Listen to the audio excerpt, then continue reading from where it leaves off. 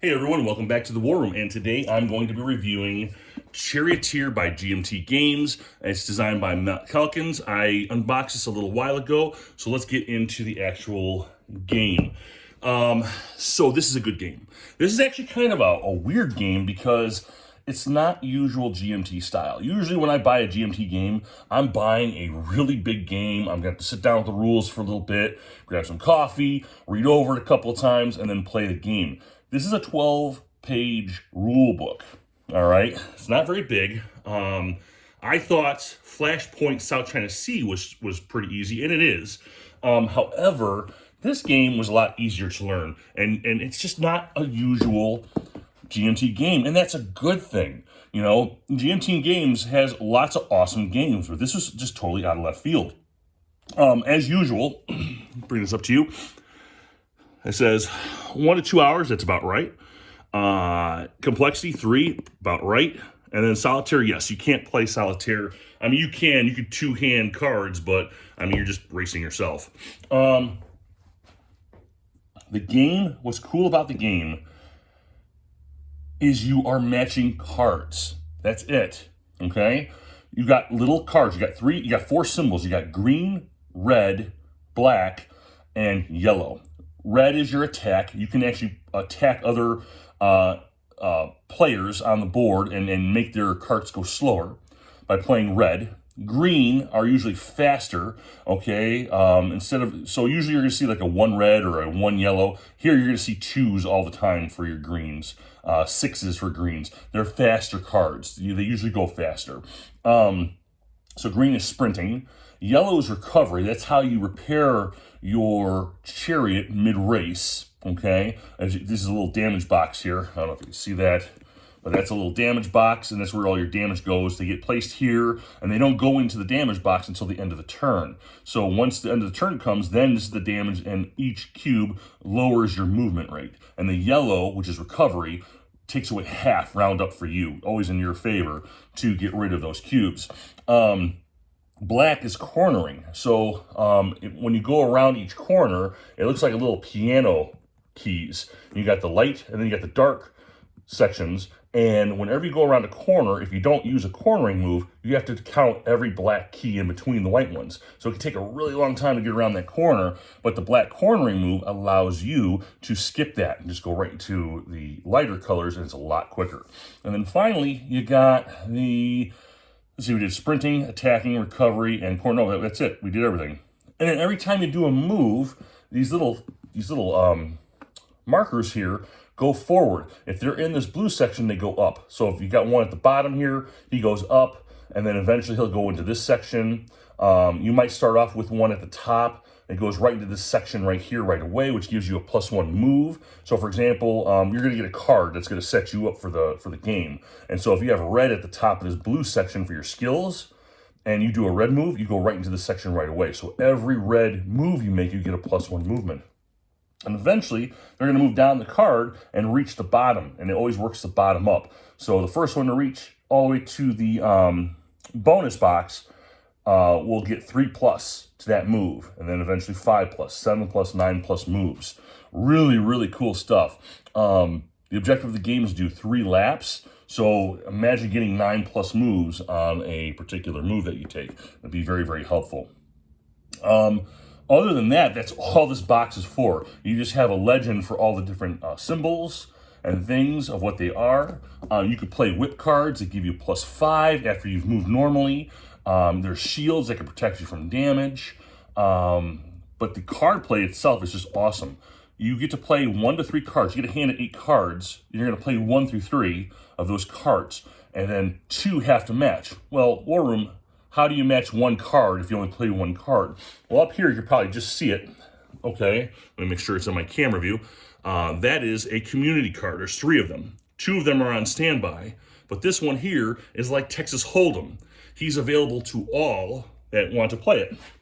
So every player can play the community card. So if you play 1 card, then you have to make sure that this guy matches. All right, but you have to match at least 2 cards. And then you match the symbols with the numbers. So for example, let's say if I was going to play this card, this hand right here, I play these 2 cards, that's 4 2s. All right, so that's 2 cards that match. So I can play the 4 twos, and the way you calculate it is you add the symbols, so there's 4 of them, and then you add the number that they're all matching, which is 2. So 4 plus 2 is 6. That would be 6 movement points over the around the arena. And there's more rules, little finer rules, but it's really, really simple. Obviously, if you match a lot more cards, you're going to go a lot further. The max is 4 because you can also match the community card here. Really intuitive, really simple. It keeps you engaged the whole time. You start off with a couple of tokens that can give you extra movement, or you can allow you to discard more cards. Maybe you're looking for better cards.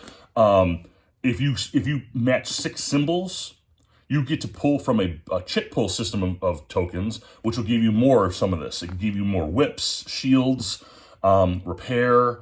It can do a whole bunch of stuff for you. Really fun.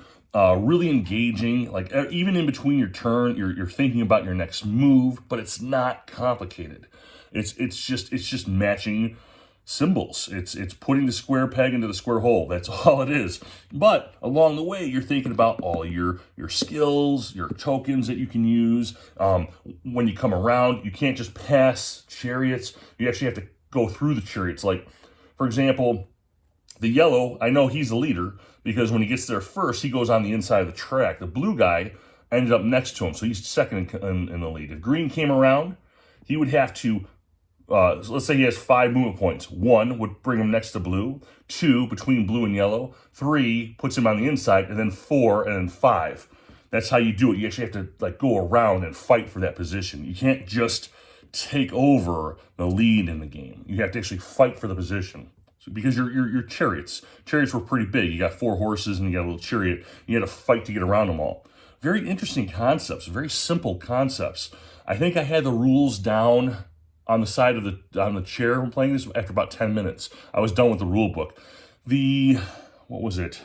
The only question I had for Board Game Geek was, I didn't realize this, but with the skills, when they were all set up in this blue starting section, I didn't know that they could go around and jump up. So the bottom one's your worst skill, and then when you use the bottom skill or move, he goes up to the next section next to this guy, and then to the 3rd, 4th, and then he finally goes into this position here, which gives you the +1 move. And that was it. That's the only question I had, and I was playing this game pretty well. My 9-year-old and I were playing this, no problem. I just think this is a really good game. I've never seen a game where, whether you're playing with 2 or 4, I'm going to try and get 6 today. It didn't seem to matter, no matter how many people played. It was flying around the board. You're moving, you're active, and you're always doing something. And this game does that. It's very rare, very rare. I wish I could say more about this. Let's go into the pros and cons. So the only thing I thought that was bad about this game, I think the attacking was just a little light. There's nothing specific. Again, the cubes that go onto your attack board here, all it does is slows you down. That's it. Don't get me wrong, it's a cool system, and I think he did that on purpose because he didn't want it to be a simulation style game, and which is fine. That's absolutely fine. That's really the worst of it. I mean, if I could only mention one thing, that's probably the worst of it. All the pros are, it's a beautiful game, beautiful artwork, beautiful cards, simple system. You're engaged from start to finish. The downtime between the player moves is not that serious because you're thinking ahead. Again, you're strategizing. It's not just, oh, okay, I'm gonna roll the die and move. No, you're strategizing your move. You're constantly thinking of the next thing you need to do, because you have the other crowd cards coming down. They're cascading, so you can see what they're going to be next turn. Okay, maybe I'll do this. Maybe I'll do that. Oh, wait, I got this skill. It's about to go into the final position and give me 3 extra movement points. Should I do that move next? Should I discard a few cards? There's always something you're thinking about. This was a really good game. It was a surprise game. I knew it was going to be good only because I like race games. My family, they love race games. There's nothing wrong with them in our book. But after playing it, we absolutely love it. It's a great game. You should try it and have fun with it.